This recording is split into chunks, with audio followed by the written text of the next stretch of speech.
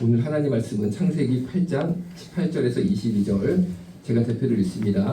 노아가 그 아들들과 그 아내와 그 자부들과 함께 나왔고 땅 위의 동물 곧 모든 짐승과 모든 기는 것과 모든 새도 그 종류대로 방주에서 나왔더라.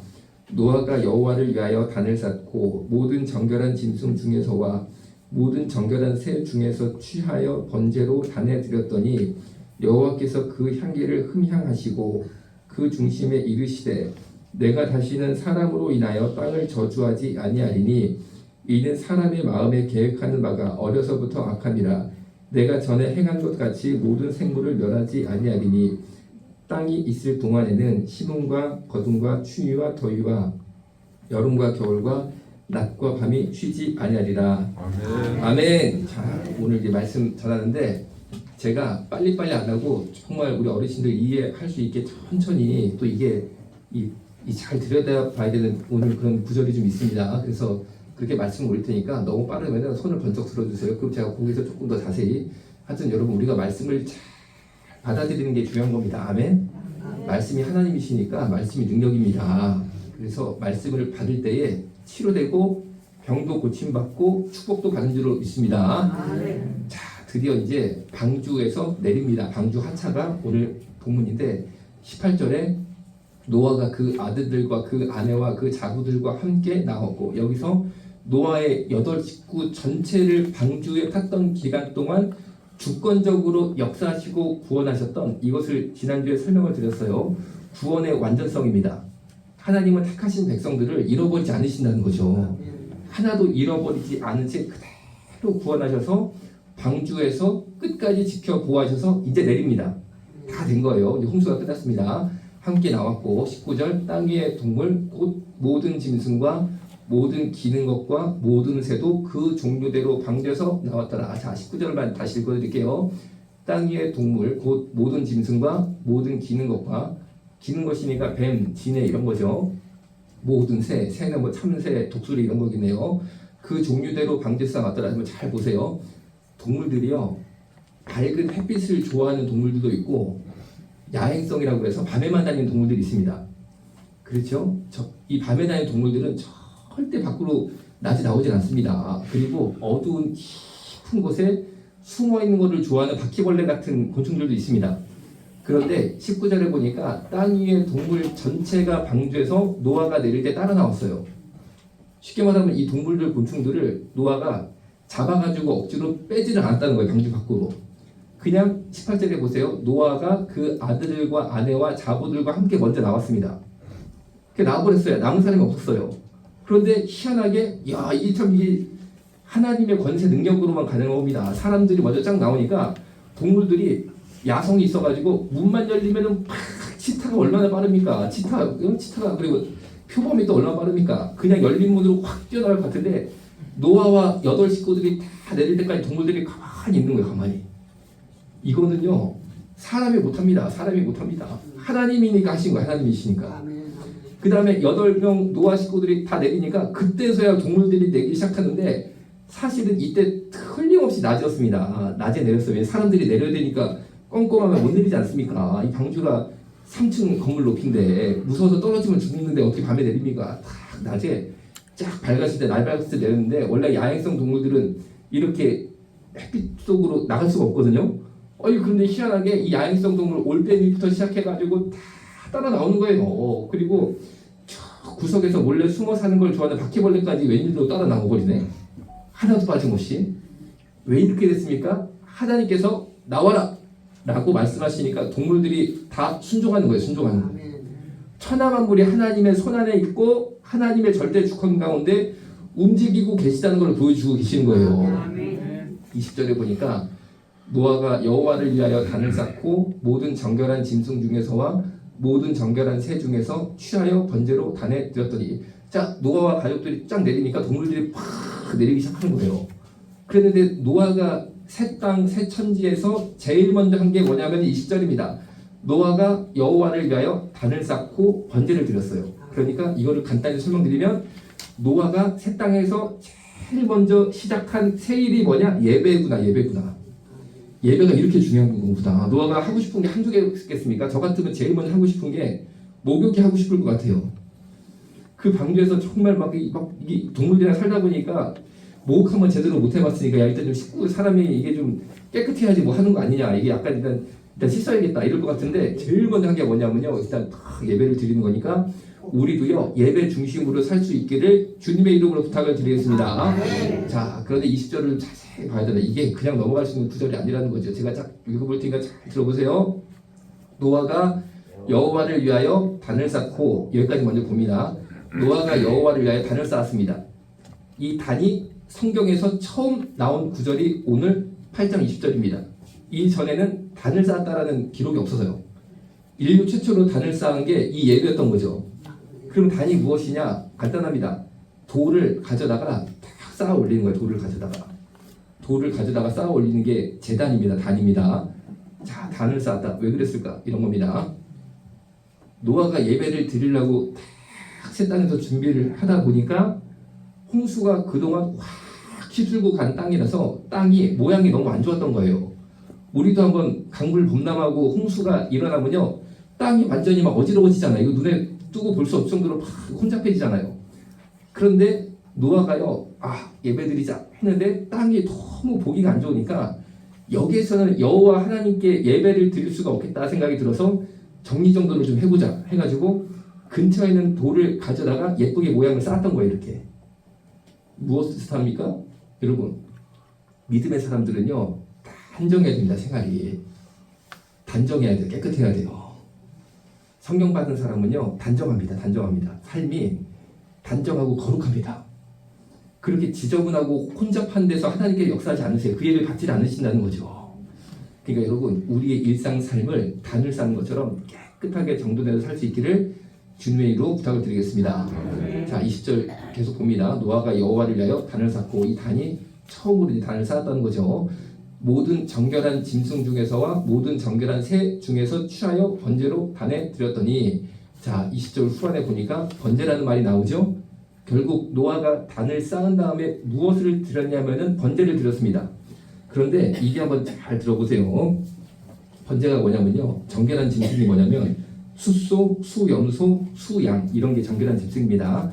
이런 짐승을 잡아서, 잡는다는 것은 죽인다는 거예요. 죽인 다음에 제단 위에 올립니다. 올린 다음에 피는 제단 옆으로 줄줄 흐르게 냅둬요. 그 다음에 이 고기를 탁 이렇게 막 잘라가지고 불에 확 태우는 게 번제입니다. 그런데 이 번제는 사실은 언제 나왔냐면은 하나님께서 모세에게 번제를 드리라, 그리고 이렇게 드려야 된다 라는 말씀을 처음 주셨어요. 성경을 보다 보면. 다시, 번제가 뭐냐면은 정결한 짐승, 순양, 숫염소 이런 거죠. 이걸 딱 잡아가지고 피는 제단 옆으로 확 흘리게 두고 죽잖아요. 그럼 얘 따다닥 잘라가지고 불에 확 태워가지고 하나님께 그 연기를 번제로 올리는 게 번제인데, 이것은 사실은 모세가 하나님께 계시를 받아요. 그러니까 그 전에는 성경을 보면 원색적으로 번제에 대해서 하나님께서 인간에게 말씀하신 적이 없다는 거죠. 오늘 본문도 보니까 노아한테 하나님께서 야, 번제는 이런 거니까 네가 이렇게 해봐라 라고 말하는 구절이 나오진 않습니다. 그런데 노아가 어떻게 알았는지, 처음 새 땅에서 새 예배를 드리는데 오늘 말씀을 보니까 20절에 보니까 모든 정결한 짐승 중에서와 모든 정결한 새 중에서 취하여 번제로 단에 드렸더니, 쉽게 말하면 모세 때야 알 수 있는 거를 이미 알아버렸다는 거죠.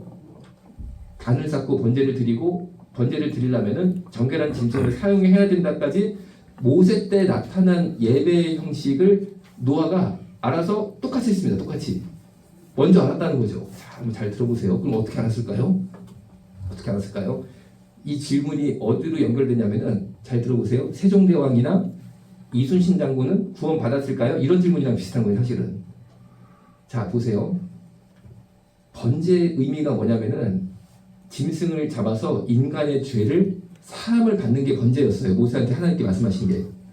왜 인간의 죄 사함을 하나님께서 번제를 통해서 이루시겠다고 말씀하셨냐면은, 예를 들어가지고 순결한 어린 양을 가지고 옵니다. 번제로 드리려고. 그러면은 제사장이 먼저 어린 양을 붙잡고 기도를 합니다. 기도를 하면은 이스라엘 민족의 죄가 이 어린 양에게 들어간다고 생각해요. 전가. 이게 하나님의 정한 방법이에요. 우리 인간이 그렇게 한 게 아니고 하나님이 모세한테 그렇게 방식을 알려주신 거예요. 그럼 이 죄가 어린 양한테 쑥 들어간단 말이에요. 그 다음에 얘를 딱 하고 죽입니다. 죽이면 뭐냐면은 이 어린 양이 죽음과 동시에 내 죄도 같이 없어져 버린다는 거예요. 이게 번제입니다. 그러면은 모세한테 하나님께서 번제로 드릴 때는 아니 무슨 뭐 정말 뭐 죄가 어떻게 양한테 쑥 들어가고 말도 안 되는 거 아니야? 이런 차원이 아니고 사실은 예수 그리스도를 알려주신 거였어요. 하나님의 아들인 예수 그리스도가 우리의 속죄양이에요. 속죄양. 언젠가는 예수님을 이 땅에 보내실 텐데 정결한 짐승, 순결한 제물인 예수님 하나님의 아들을 이 땅에 보내실 건데 모든 인간의 죄가 그에게 다 들어간다는 거예요. 모든 인간의 죄가. 그리고 십자가에서 마치 번제단에서 어린 양이 목이 잘려서 피가 나 죽는 것처럼 어린 양 예수도 피를 확 흘리면서 십자가에서 돌아가시면서 그 죽음으로 말미암아 모든 인간의 죄가 용서함 받는다라는 것을 번제라는 예배 형식을 통해서 사실은 예수 그리스도를 알려주신 거였어요. 모세에게.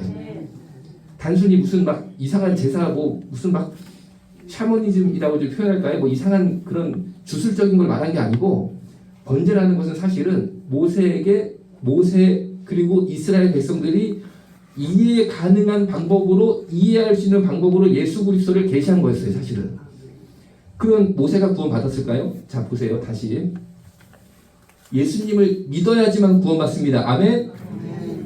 이거는 분명한 진리입니다. 예수 그리스도를 믿어야지만 구원받는데 모세는 예수님을 만난 적이 없잖아요. 그렇죠? 모세 이후에 훨씬 더 예수님이 태어났는데 모세가 구원받았습니다. 왜 받았냐? 번제를 통해서 예수님을 계시받았던 거예요. 사실은. 예수가 어떤 분인지 알았던 거죠. 이스라엘 백성들 구원받았냐? 바로 그 번제를 통해서 오실 예수 그리스도를 알았다는 거예요. 그래서 오실 예수를 믿음으로 구원받았습니다. 우리는 이미 오신 예수를 믿고 구원받는 거고 예수님 태어나기 전에 사람들은 오실 예수에 대해서 하나님이 하나님의 방법으로 그 사람들이 이해할 수 있는 수준으로 알려주셨다는 거예요. 자, 그러면 오늘 노아를 보세요. 노아도 예수님을 몰랐죠. 알 수가 없죠. 예수님은 훨씬 더 태어나니까. 그런데 오늘 보세요. 오늘 이 구절은 객관적인 사실만을 기록하고 있습니다. 객관적인 사실만 딱 과학적으로 드러내고 있는 거예요. 그러니까 노아의 홍수와 방주 사건이 사실이라는 겁니다. 사실일 수밖에 없어요. 이 구절을 자세히 보다 보면 거짓말을 이렇게 할 수가 없습니다. 오늘 본문을 보니까 사실은 번제라는 것은 또 단을 쌓는다는 것은 정결한 짐승을 잡아야 된다는 것은 모세 때 처음 하나님께서 알려주셨는데 오늘 보니까 노아가 하고 있단 말이에요. 하고 있단 말이에요. 어떻게 합니까? 간단합니다.